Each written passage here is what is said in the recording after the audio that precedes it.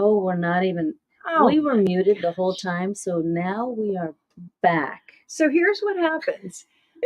This is two very capable women dealing with one challenge after another after another. And what do we do in these challenges?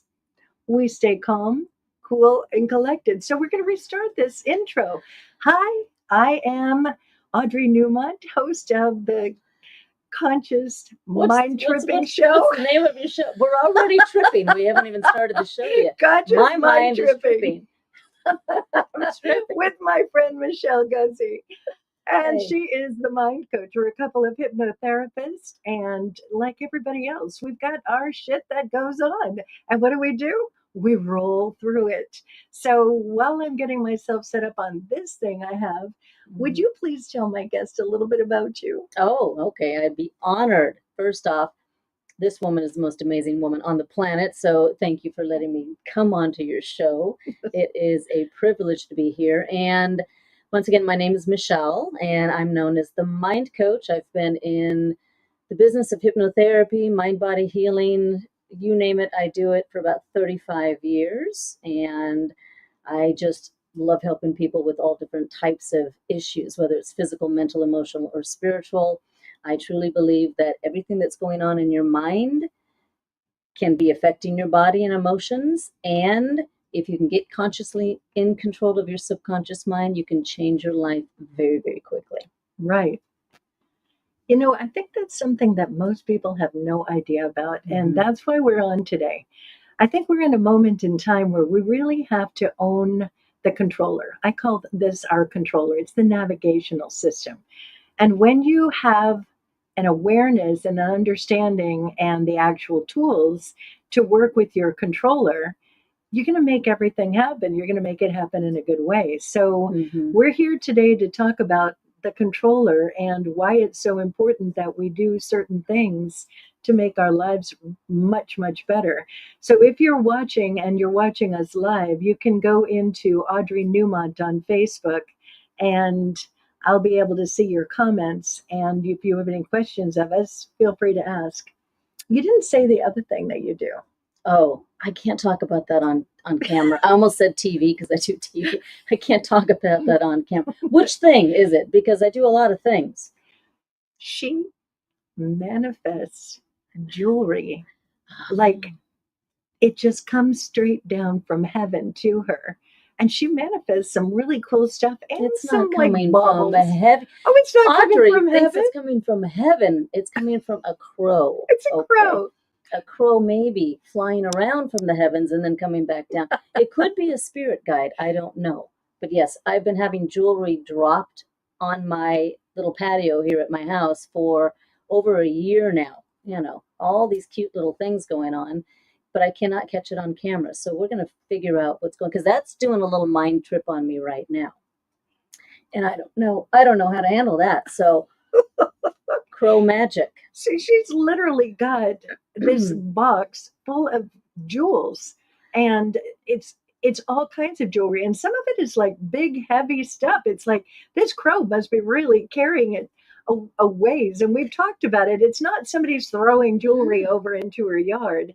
It's literally just dropping down. So even Nick tapped in on it, and he's pretty sure it's a crow, right? I actually think it could be Mr. T, because he's no longer doing any TV stuff, because some of this stuff is big, giant jewelry. So I think maybe Mr. T is driving by my house and just throwing it over the fence and is, here, Michele, you take this jewelry.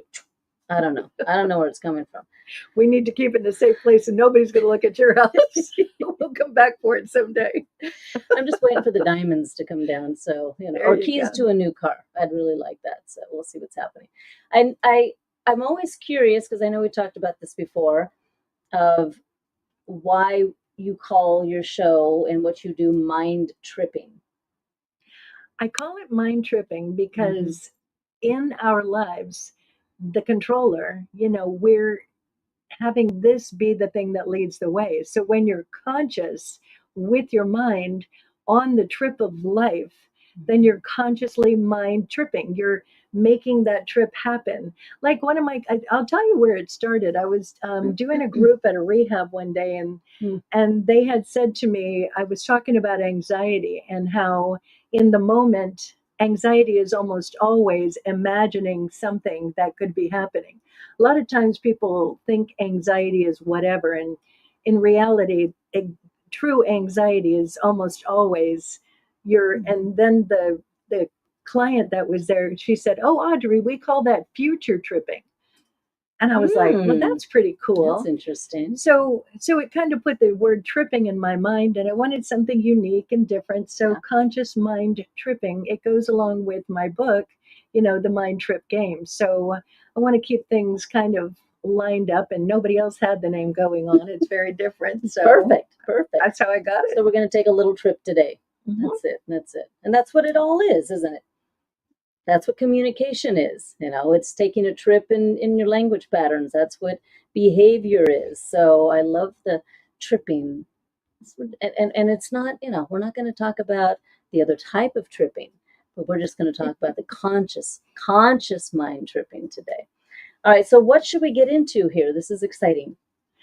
Well, I want to know from you, we're both hypnotherapists. And so we've got people that come in, and we were talking a few minutes before, we've got people that come in, and a lot of times there's a similar challenge, like across the board for all of my clients over these years. Consistent is a challenge with communication. Either they communicate too much, not enough, there's all this stuff that goes around with communication. And so I also think that a lot of times people have issues with looking at their health and landing in the fear zone of, again, future tripping with regard to their health. And there's just various things that I think are commonalities across the board. And how do we relate to them? How do we help them with these problems? What are some that you have with your clients that are? Well, we were just talking about this morning with another friend of mine about organic language, and that what we say, your body hears, your subconscious mind hears. So we were talking about the phrases like, "Oh, it's when you go to work, that boss drives me nuts," or "she's a pain in my neck," or "I just can't stomach this anymore," or "makes me sick to my stomach to even be in this relationship," or "I can't handle it," or "I'm just going to run away." Anything that you say organically becomes a hypnotic suggestion. And the more you say it, your subconscious mind, and we'll talk about that as well, which is about 90% of your total mind power, begins to believe that that's what it is that you want. And so it's going to manifest that. And you will start having problems in your stomach. You're going to start having the headaches. You're going to have the pain in the neck. And then you're going to go to the doctor, and the doctor's going to say what? "Oh, it's all in your head." Or no. A lot of times the doctors are like, "Oh, is that what you have going on? Here's the medication that you take for that." Here's the pretty little pill. No looking at the mind, no looking at any of that, because it's like they've been geared towards, "Oh, that's your problem. Here's your solution." And the pharmaceuticals are going to make it happen. And that's how they make their money. Yeah. And but that's all that they know how to do. But when you come to see us, and if you're going to come in with a health issue, an illness, disease, or dis-ease that you have, first off, I want to know, well, when did it start? How long have you had it? And then what have you been saying about it? What have you been thinking about it? Because often we have things going on in our physical body. And trust me, I've been dealing with my own stuff in my body. It's a sign.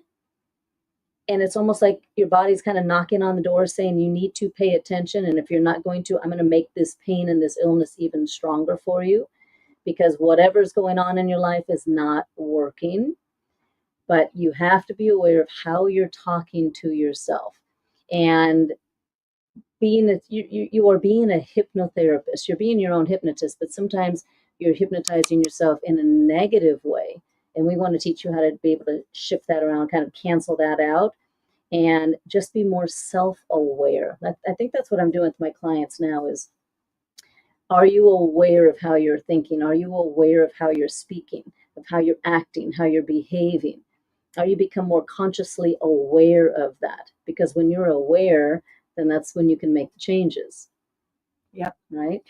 I had something happen the other day that's another part of this. I was talking with somebody, was not a client, and they were saying that what's going on right now in whatever part of his life, whatever part of, we've all looking at what's going on in the world and all these things that are happening. And this person was saying, I just get so mad, my blood is boiling.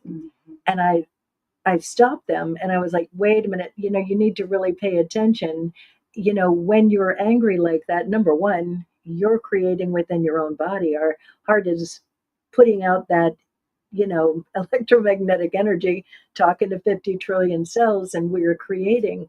And so I was like, you really want to check yourself. Well, I didn't mean that. And I, of course, da da da da da. And, it's important to get, there's no wrong anything. There's nothing that we ever are doing that's like bad. But when we get defensive, when somebody is pointing it out, and then we go, oh, I didn't mean that, then you're missing an opportunity to see how we're creating in our body. So if you have feelings that are angry or rage or frustration or all this stuff that's going on, that's your warning sign. That's like something you need to check out, something you need to take ownership of where your perceptions are. But if you get defensive, oh, I know I'm not supposed to do that, or I know I'm supposed to say something different, then you're not looking at the kid in the back seat and you're not addressing what the ego's got going on.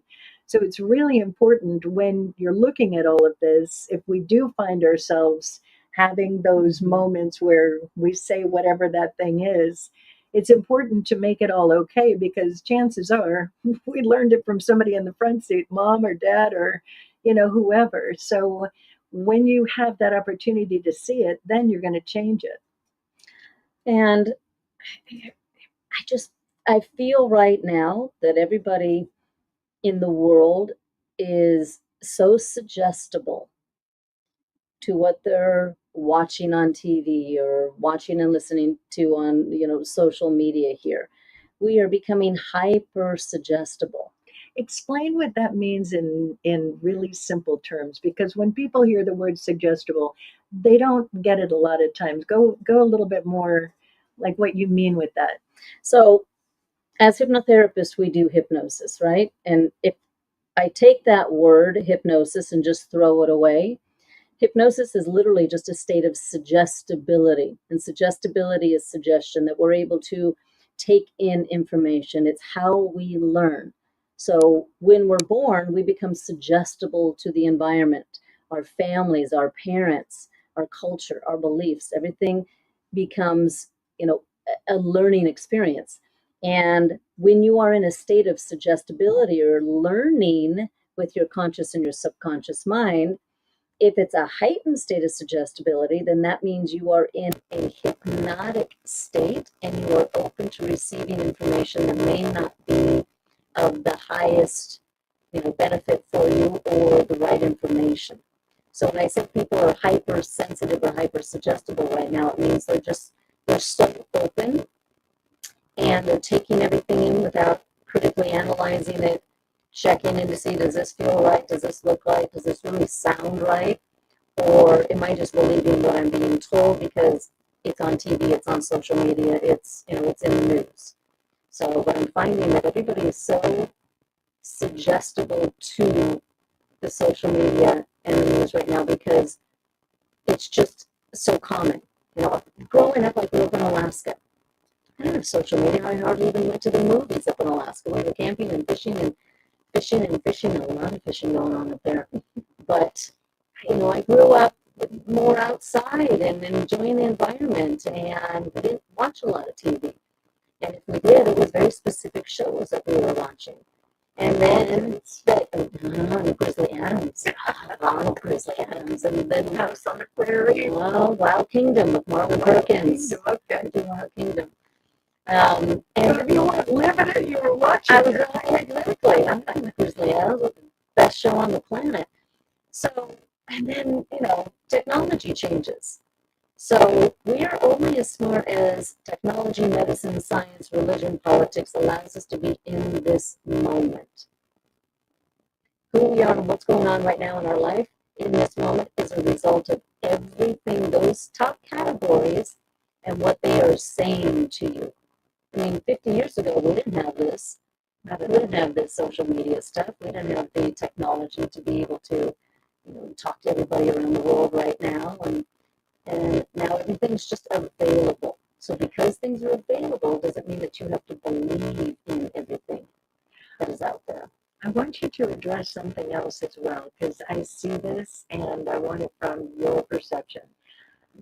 A lot of times when we say people are suggestible, there's emotion attached to it. And if there are what I call the fear feelings, if you're angry, if you're enraged, if you're anxious, stressed, worried, a lot of those kind of feelings when you're watching something, it really triggers those kind of things. Those can absolutely be very strong suggestions that are being made that it's like Pima Showrunner wrote a book called Don't Bite the Hook. It's like we get dangled that hook by social media or the news or music or movies, whatever. And there is a hook that has got fear attached to it, whatever that false evidence appearing real is. And we bite the hook, and there's your suggestibility. Can you explain that more from your perception? Because I think that's a kind of like going fishing, isn't it? So yeah, that's almost like we're talking about Alaska right now. So, well, why do we put a hook in the water to catch the fish in the first place? Because we want to eat, right? So all of these, and it's so interesting when we're doing the social media stuff, because I'm just new to all the social media. They're saying find the hook. Use the hook. Do the hook first. Capture people's attention so then they stay on and they listen more and they want to either buy or work with you and so forth. So the hook is that little soundbite. It's like the commercial. It's the pain pleasure syndrome. It's it's almost like tripping that little something inside of your mind that says, I need to get this to make my life better or make me feel a little bit better. So, we have all of these hooks out there that we have to look a certain way, act a certain way, behave a certain way, live in this house, have this car, have so much money in order to be okay. And I think there's just too many hooks in the water, and people realize when we go fishing, if we have too many fishing poles and lines in the water with hooks, you're not going to catch any fish. With the fish in their water, they could. It's too Fish, many. Like, look at all these hooks. It's a trap. There's never this much. Let's get out of here. Let's go somewhere else. Oh, these people trying to catch us. So, it's an interesting situation going on right now. And then the health, everything going on with the health. And I think people are still in a lot of fear of what might happen again, because we went through that whole situation, with the pandemic. And there's always in the back of our minds, well, is it going to happen again? Is it going to happen again? Sure, it could happen again. I mean, why wouldn't it happen again? Just like having an earthquake. We're going to have another earthquake in Los Angeles. It's like tornado. You're going to have another tornado in Kansas. It's just how the world works. But if we live in fear of the what if it might happen, then that stress is going to affect your mental and emotional and physical health as well. And there goes your attention. The whole thing that I do with the controller, on top of the controller is your intention, attention, perception. Those are the three buttons that make everything happen. So sometimes we have, and especially in this moment, I mean, I have been to a couple of funerals lately, and there's a lot of people who are dealing with some major health challenges. And so when you're in a healthy body here, many of us are in a healthy body. Maybe we're dealing with something or another, but there is a part of it when we see, and we have been a part of trauma. Like I've had both of my parents pass and have been, associated with traumatic endings. that's one thing that people will, they'll be in the trauma of it and they'll be like, oh, I don't want that to happen to me.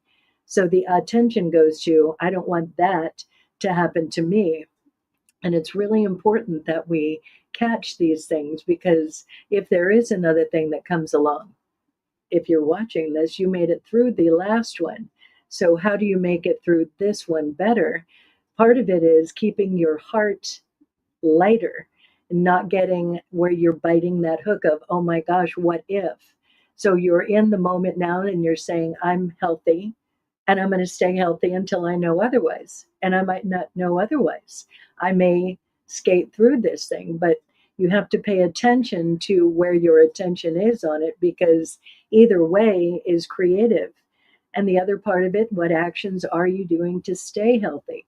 Are you eating right, taking the right kind of supplements for you, and doing those things that keep a body healthy? So, it's a slippery slope that we can go down, and you have to really be aware of where, you're at on that slope.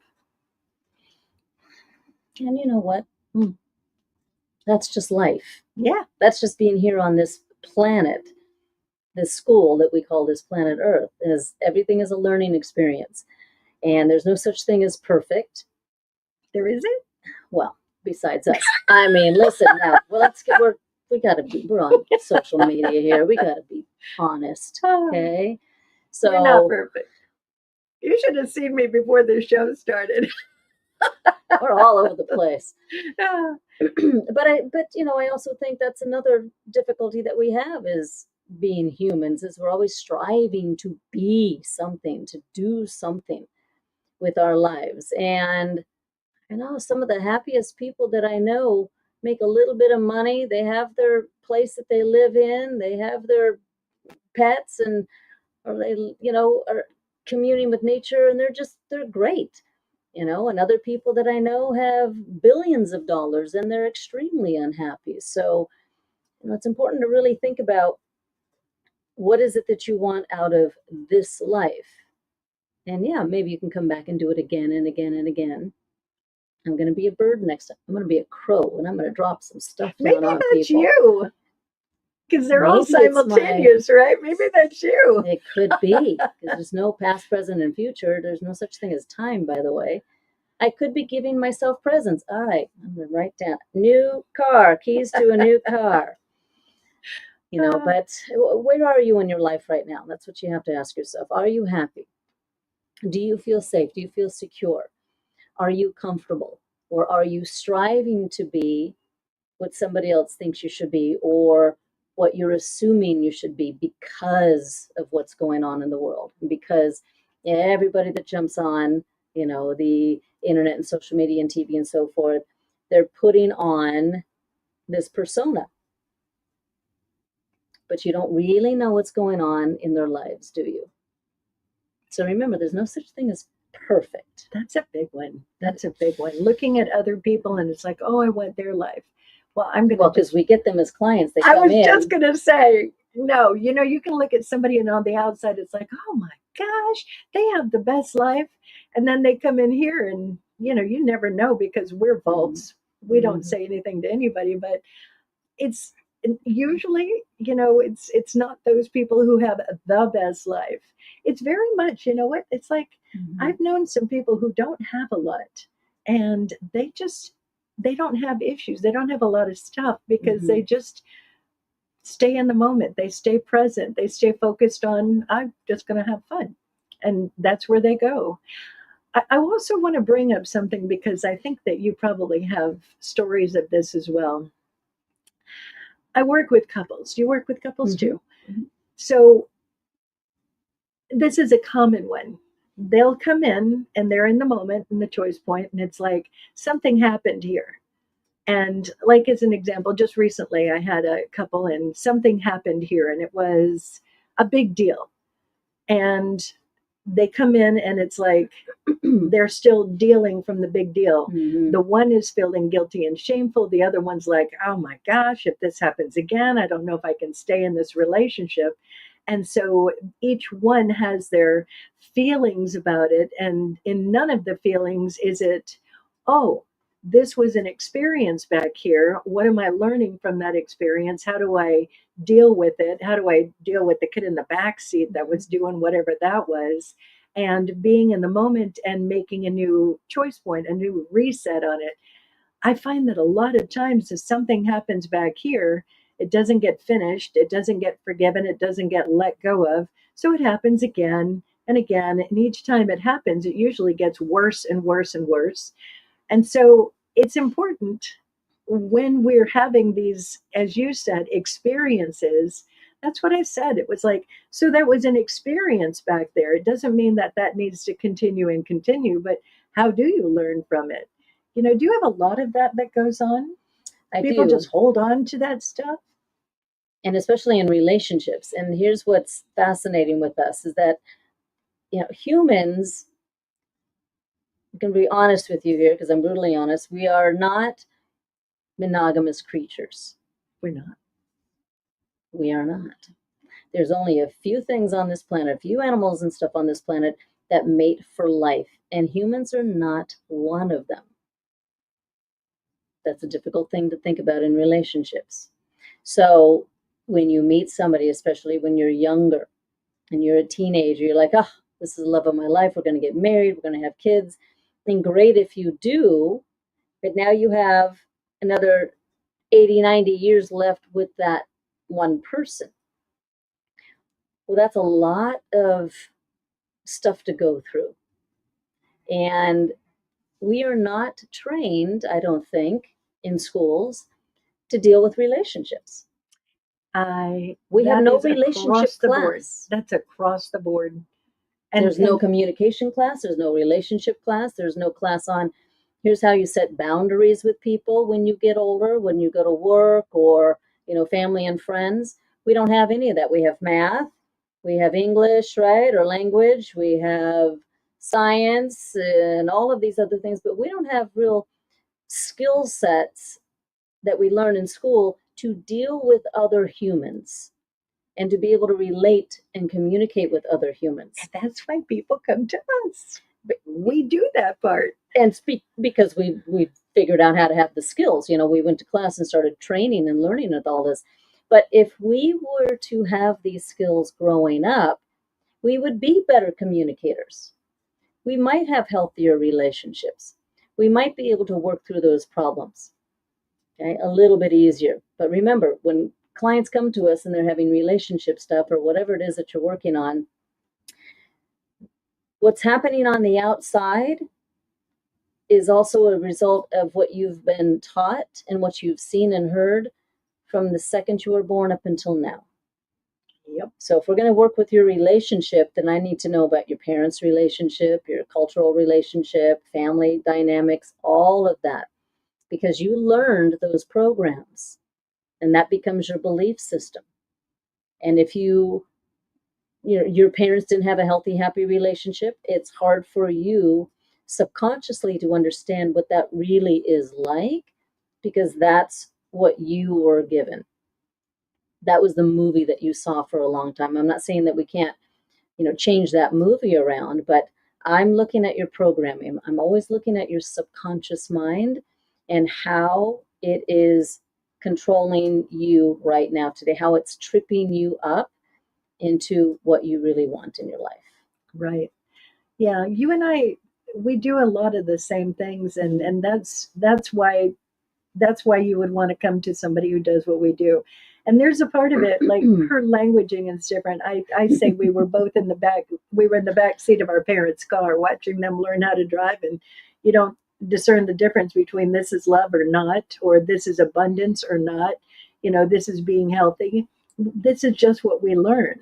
And so the cool thing is when you're in the program, she does it her way and I do it mine, but it's basically the same outcome. You're reprogramming your unconscious beliefs. So unconsciously, we take on a lot of, dysfunction. Then comes the part of, all right, if that looks like dysfunction, what would function look like? What would it look like for you to have the life that you would be enamored with, in your dreams? And so there's a process of working through it. And that's why sometimes, again, a lot of people think they're going to come to a hypnotherapist and we're going to just snap our fingers and, okay, deep sleep and your life is great now. It doesn't look like that. We do, and she does more hypnosis than I do. We were talking about that earlier. It's a process, however you do it. So if you're going to a therapist of any sort, they're going to be able to assist you, but in reality, it's up to you to be in the process of it. Nick laughs at me because I literally said to him, well, that person's not doing the work. And so now I call it the playbook because it's not playbook. Yeah. But it's still, it's like, but it is work. I mean, we have a playbook, right? It is work. I mean, you have to work at whatever it is that you want in your life. It's, I work with athletes. And you may be just a natural soccer player, baseball player, or tennis player, but you still have to work at it. You still have to go and practice before you do your competitions, before you do your meets. You have to practice. And those skills get better and better and better and better. And do you have to lose? Yeah, sometimes you have to lose. You have to practice and go against other people that are better than you. Yes, because that's where you learn the most. But you have to be able to make mistakes. It goes all the way back to, we're not perfect. We do not have perfect lives. Our brains are not perfect. And all it's doing mentally is following the neural pathways that have been set. So whatever you want to change in your life, think about it like, a sports athlete that's out there. They make a decision, here's what I want to do. This is the training I need to have. This is the team that I want to be able to be on. I listen to my coach. We go out. We do a game. We do a competition. I win. I lose. I come back. What do I change? And that's all it is. And that's what therapy really is. It's just making little changes in your life and giving you the power, empowering you to know that you can make these changes on your own with the right tools. With Audrey's book and with her tools as well, we just give you the tools to be able to be your own change agent. Yeah. That thing about the game, I had a client once, actually more than once. This is one that I've used. It's like in life, for this particular client, it's sometimes better to use the scenario. She was not happy with whatever was going on in her life. And she literally had kids that would play, in a sport. And I use the analogy, it's like when you're having a moment, like for instance, in the moment that's happening right now, if you look on Facebook, if you look on a lot of the social medias, there's a lot of people out there who are angry and they're repurposing certain posts and they're just in the anger of what's going on. And like what I was sharing with this client of mine, it's like when you're angry and you're in the sharing of what you're angry about, on a level, instead of playing on your team and you're going to be getting that ball down the thing, you've gotten onto the other team's field and you're playing for the other team. You're not playing for you. Your attention, your focus, your emotions, they're all rooting on a level for the other team. So it's super important to catch yourself and catch what you're feeling from. Are you living in a lot of anger? Are you frustrated? Are you worried? Is the attention on the problem?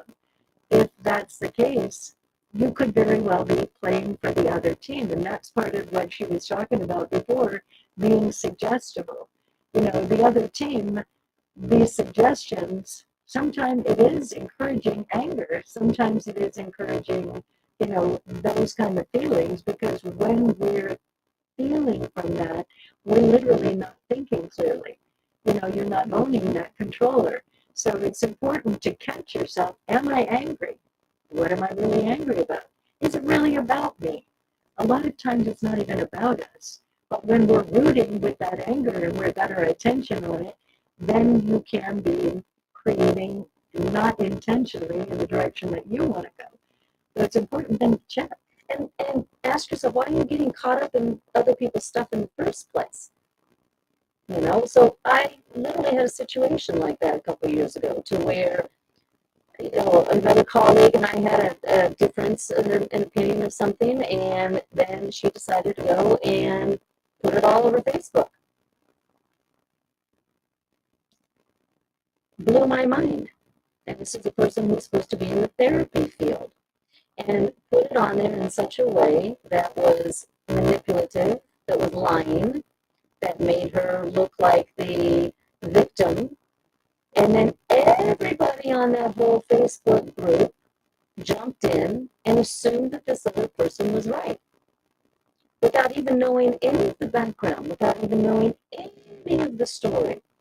And I didn't go on there, I didn't say a word, I didn't post, I didn't do anything, but I was getting all of these comments back, well, how come you're not responding? Well, did you do this? To the point where there were even people threatening me or what they were going to do to me if I didn't resolve this with this one person, people who didn't even know me and didn't even know the story. And it was fascinating for me to sit back and say, all of you trying to be in the counseling field, the self-help field, look at how angry you're getting and look at the type of communication you have because one person came on and lied and you believed them. It was blew my mind, but that's the power, and that's what we talk about with suggestibility and buying into what you're seeing on TV or the news or social media. Remember, the news, by the way, their job is to, yes, report, but also to get you to stay on their channel. I'm just going to make for yourselves. I'm just going to jump in as far as the news, and I know y'all have heard this from me before, but I'm going to say it yet again. It used to be that there was a thing put into effect called the Smith-Mundt Act.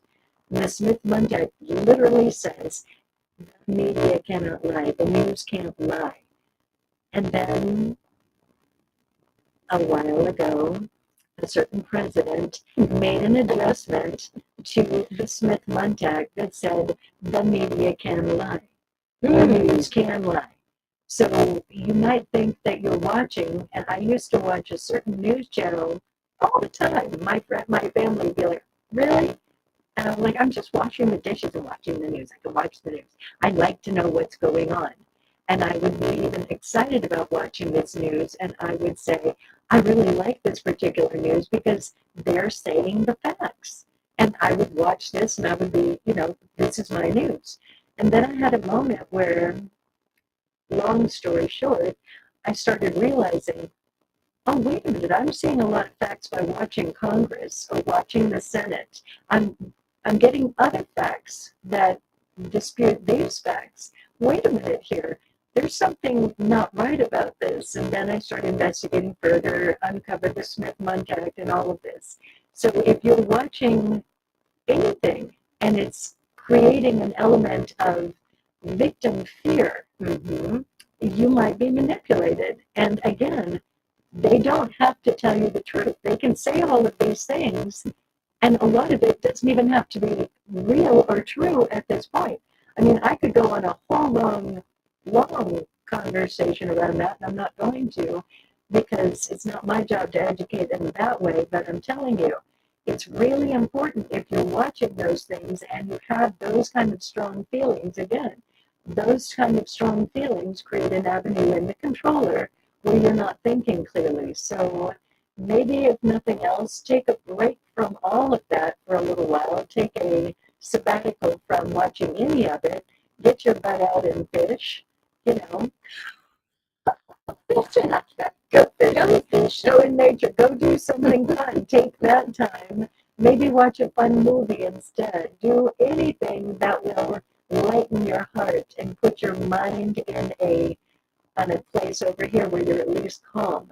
Then you're thinking more clearly, and just see how you feel after a week of not watching that stuff and not allowing anybody to be spewing it all over you as well.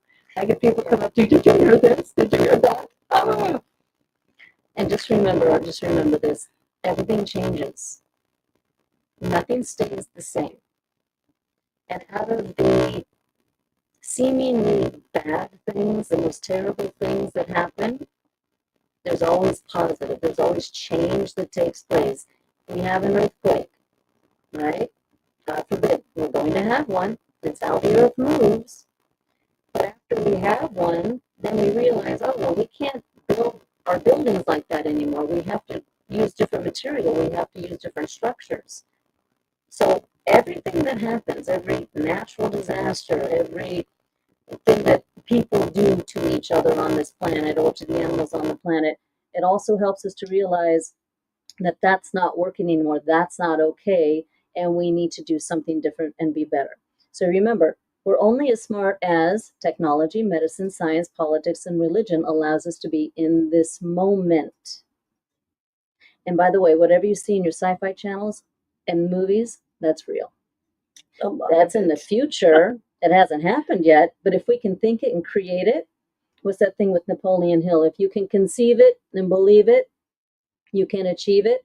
So if we can create a movie about it, it's coming.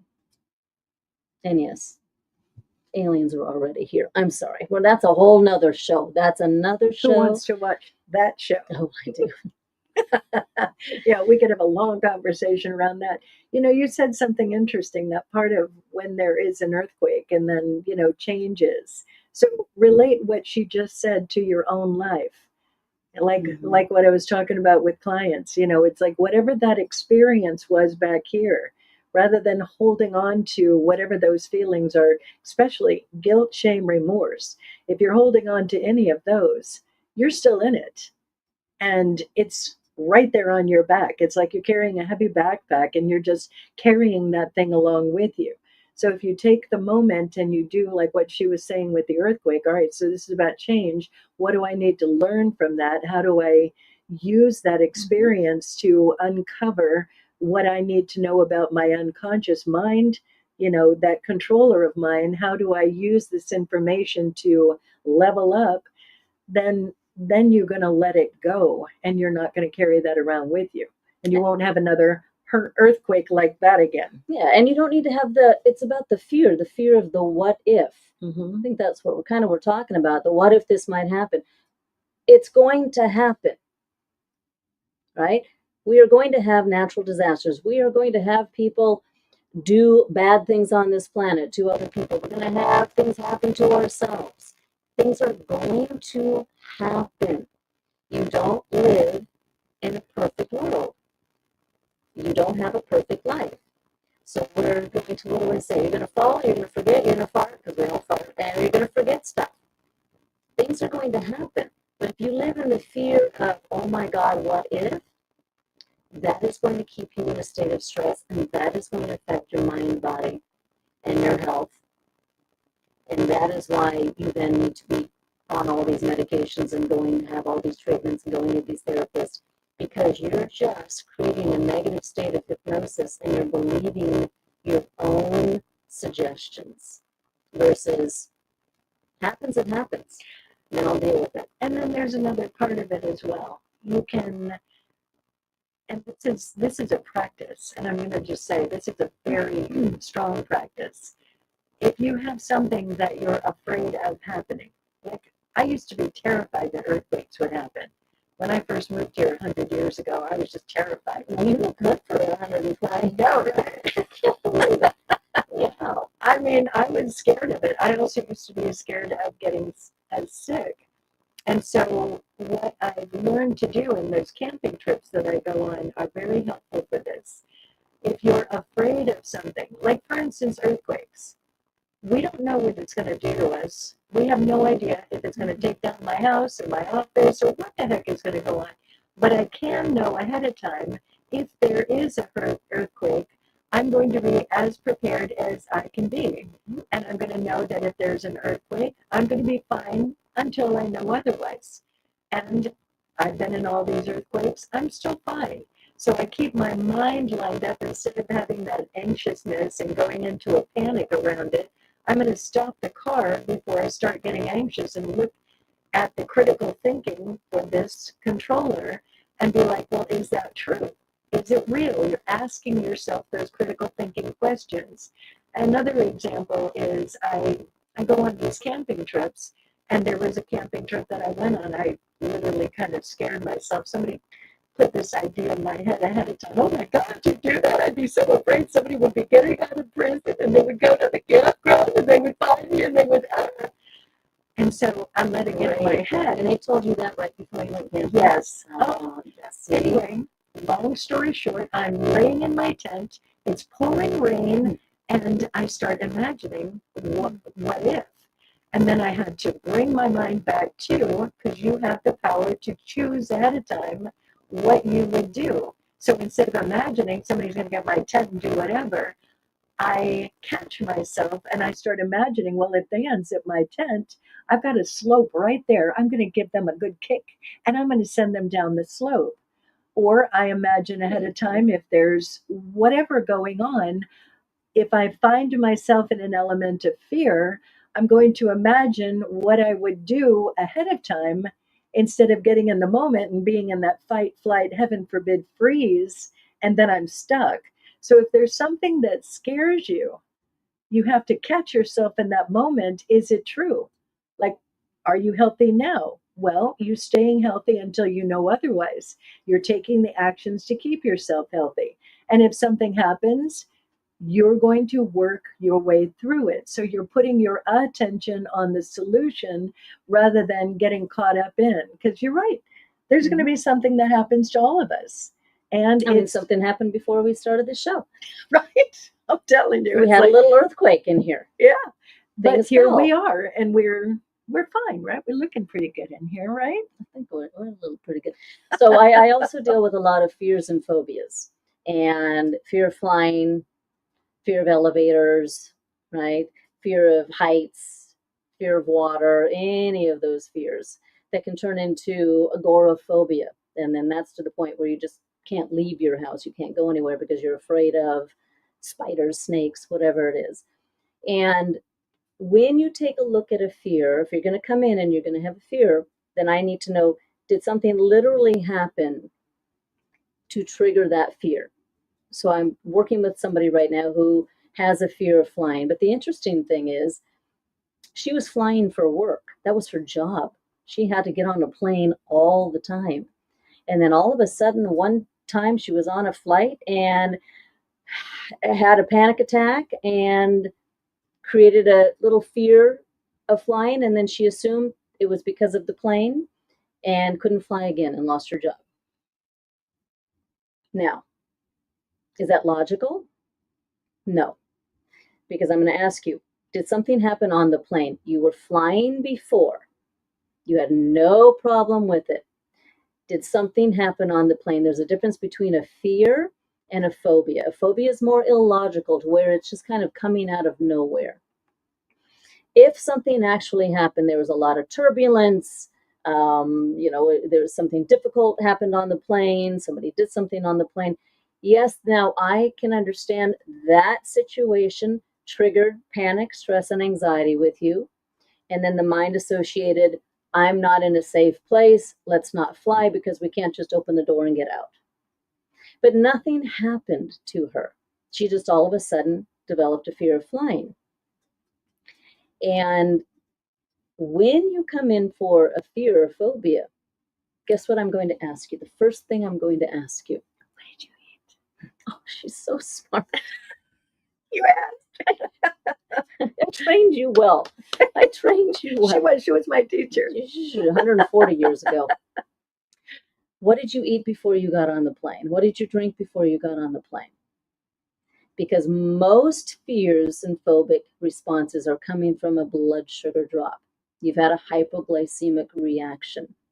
Panic attacks, most of your panic attacks are a result of what you're eating and drinking and how your pancreas is producing the insulin and how you're handling your blood sugar. And the one time that she got on the plane, she was running late, she missed. Now, she couldn't eat after this job situation. She had to get on the plane. She hadn't eaten all day long. And when she got on the plane, she had to sit by the window seat instead of the aisle. And it was a little hot on the plane. And then all of a sudden, she just felt like she was stuck. Well, that was a blood sugar drop. It had nothing to do with the plane. It had nothing to do with the people on the plane. But because she went into a state of suggestibility, which is what we all know now. It's hypnosis. She went into a hypnotic state from the environment. Her subconscious mind, which is designed to keep you safe and protect you, automatically assumed the plane did it and created a neural pathway that said planes are not safe. Let's not fly again so you don't have to feel like this. So in hypnosis, I can desensitize all of that. I can help you understand that next time we go fly, let's eat before we get on the plane. Let's make sure our blood sugar is stable. Flying on the plane is safer than driving in a car anywhere on this planet. And to look at it more logically and then let the subconscious mind know, here's the trick, thank you for protecting me. You did your job. I appreciate it. I'm okay to fly now. And when I can put you into hypnosis and communicate with you that way and talk to the subconscious mind and say, thank you. Yes, I get it now. Then your subconscious mind says, okay, you're good. You're good. We can fly. All right, I'll let that go. And that fear can go away sometimes in one session. New neural pathway. Boom.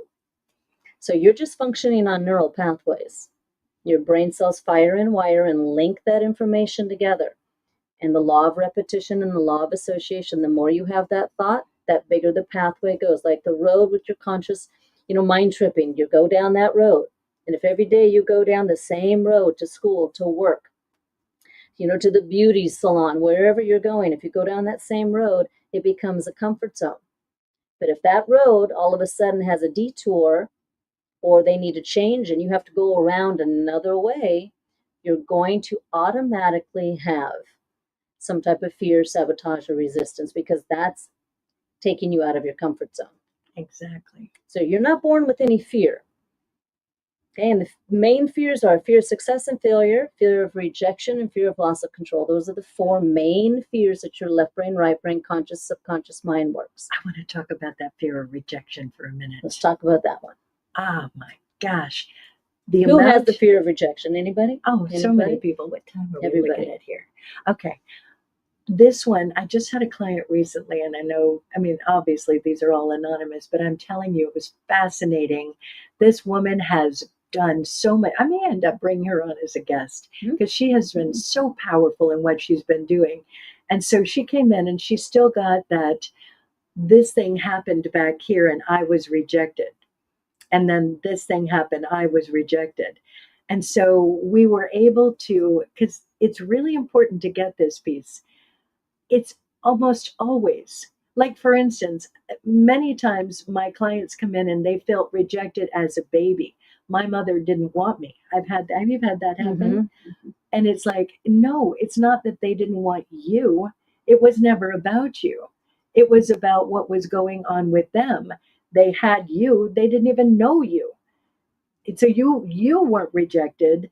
The experience was rejected from this one, but we make it about ourselves. Mm-hmm. And so this particular client had a rejection back here, we'll just say with a parent, and we were able to step back and look at it with more logic and reasoning.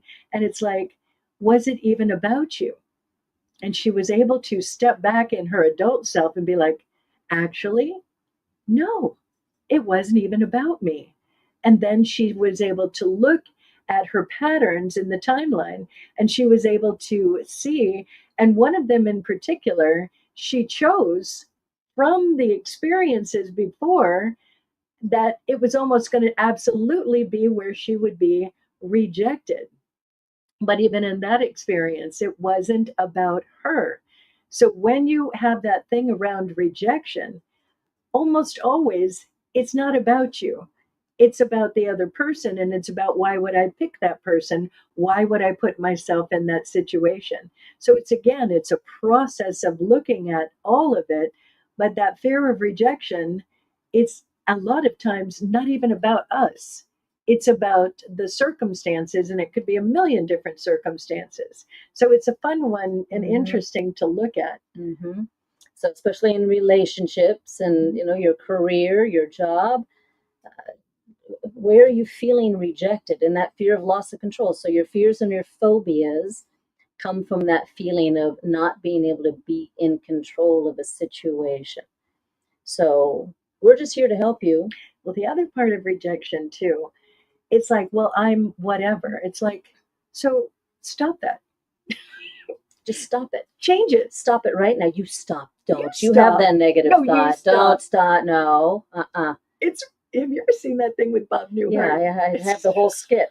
My friend Glenn and I, we were doing We the should skit. do that. That would be, oh, you're already doing it. So it's really important to get, if you're feeling rejected because you're doing and somebody's told you, you do this, stop doing that. Switch it. You have the ability to change at any point. You get to up level, you get to upgrade, you get to do whatever that thing is. It's not you're this. You're this until you know you're not wanting to be that anymore. And then you go about the business of changing those neural pathways. You take a new route. And that's what we do. We help people take new routes. So I think, we'll kind of maybe wrap it up and think about how our conscious mind and subconscious mind, how do we know the difference when they're talking to us? Your conscious mind knows exactly what you want to do. Your conscious mind has the dreams and the goals and the desires and the ambitions, and you want to try this and you want to explore this. Okay? It's adventurous. Your subconscious mind says, oh yeah, that sounds great, but you have a fear of flying. Oh, you know what? You have a fear of rejection because what happened when you were a child. So your subconscious mind is that little voice inside that puts doubt and insecurity and says no and says, well, I'll do it later. A little bit of sabotage. That's the voice I want you to be aware of. And that's the voice we want you to say, stop it. That's enough. You stop it, subconscious mind. You stop it because, yes, I want to do this. Yes, I want to have this or achieve this or try this in my life. I mean, what's the worst thing that could happen? Go do it. Try it. If it doesn't work, do something else. So what she said was really good there, and I'm going to put it in Audrey language, relating it to my book. The adult in the front seat's the one that's saying, hey, let's do this. I'm driving. Let's have some fun. And she said it. The feelings are your key. Are you doubting? Are you worrying? Are you in any of those fear feelings? How you know it's the subconscious mind? It's always that when you're feeling those feelings. There's always a belief going. There's always something in the program from the kid in the backseat. So as you're driving, it's like, all right, so what's going on back there? What are we dealing with here? Is that something in the 0 to 8, that program, the imprinting? Huh? Is that something from mom and dad in the front seat or the siblings in the back seat? Or is it from an experience that you had? Either way, you get to be the adult and you get to check it out and do the process. She's got the process. I got the process. There's all these different ways to do it. But when you're in process, then you get to reroute. And the driver, the adult, says, all right, kid in the back seat, they're the ones that should also be about having fun, being spontaneous, being creative, being naive and innocent and all the goodness of life. So, it's a moment to look at it instead of landing in it. Just be consciously in control of your subconscious mind. There you go. That's all I'm saying. Be aware of it. Be in control of it. And change. How can people get a hold of you? I'm the mind coach. Information? I'm the mind coach. You stop it. You stop it right now. I'm the mind coach. You can just literally go to themindcoach.com and touch base. I do free consultations over the phone. If you're interested, I'm more than happy to answer some questions. I have some free tools on there, mindset tools. You can do a whole self-hypnosis program. There's some free hypnosis audios and MP3s and videos for you. So dive in, take a look. I mean, why not? Try it. Yeah. If it doesn't work, do something else. This was fun. This was fun. Who wants her back on again soon? So I can attest to her being great. There's certain people that I haven't worked with or don't work with for whatever reasons. I ship them over to her or to Nick, and she's making things happen. Somebody right here is saying, okay, I'm in. Good job. So we will be back again soon with Michele, and I will be back next week, I'm pretty sure, with my buddy Gary Stewart. He just put out another book around AI, and it is amazing. Ooh. So I really want to have him on because I'm telling you, this is a moment in time where you have to really be aware of what AI is and why it's important to discern the difference between is this AI or not, and how to use AI in a beneficial way. But we're in that moment where it's important to educate ourselves. And my buddy Gary is all over this. So he'll be on at some point next week. I haven't set it up yet, but we're talking. So in the meantime, this has been a lot of fun. Thank you Watch so your much. sci-fi movies. That's all I'm going to say. You want to know your future? Watch your Have sci-fi you movies. seen that thing with the X-Files? Whoa. No. There's one that the X-Files did. They were literally talking about what's happening now. You can Google it. See? At any rate, in the meantime, you guys take care of yourselves, and I send you a lot of love and light and love you very much. And I will see you soon. Bye for now. Bye-bye.